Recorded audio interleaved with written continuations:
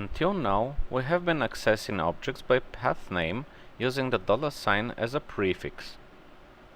But sometimes you want to select objects by much more obscure criteria than the name.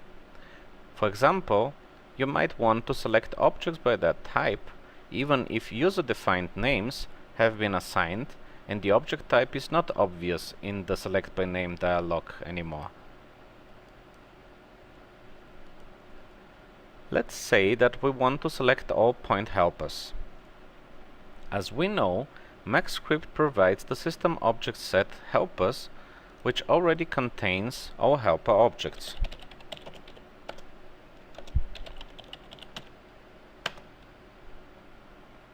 But there is no system collection called points that we could access.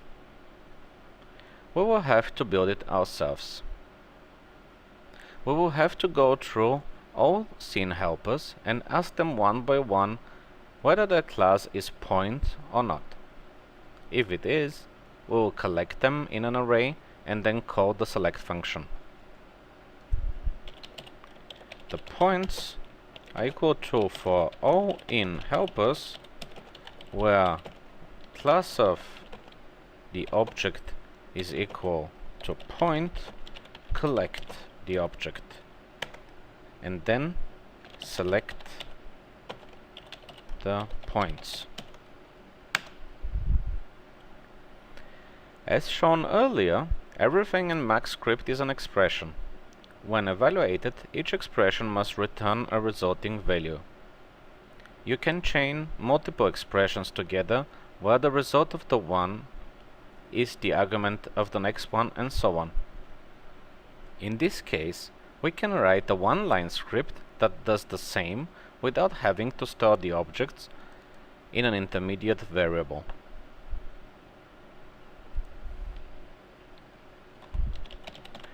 Just select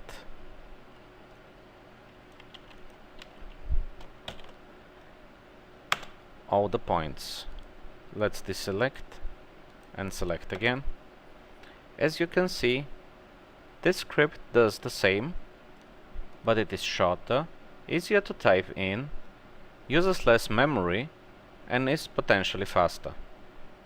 Using the same approach, you can search for and filter by any property accessible to MaxScript.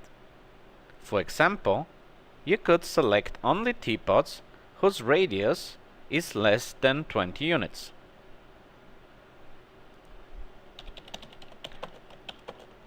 For all in geometry, where the class of the object is equal to teapot and the radius is less than 20 units, collect the object and then select them all.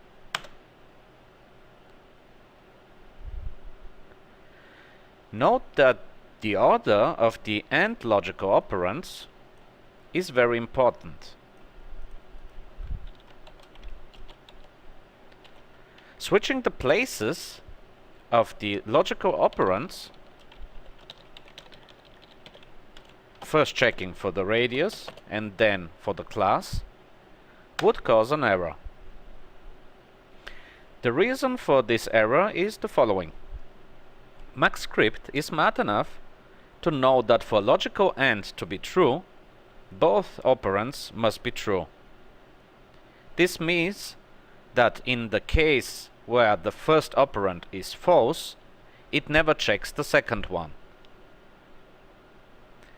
In this particular case, this means that if the class of the object is not a teapot, then the question about the radius will never be asked. Switching the places, though, means that objects that do not have a radius property are going to be asked for their radius, and that is going to cause an error. The error itself tells us that the current value of the variable all is a box 01, and that this box doesn't have a property called radius.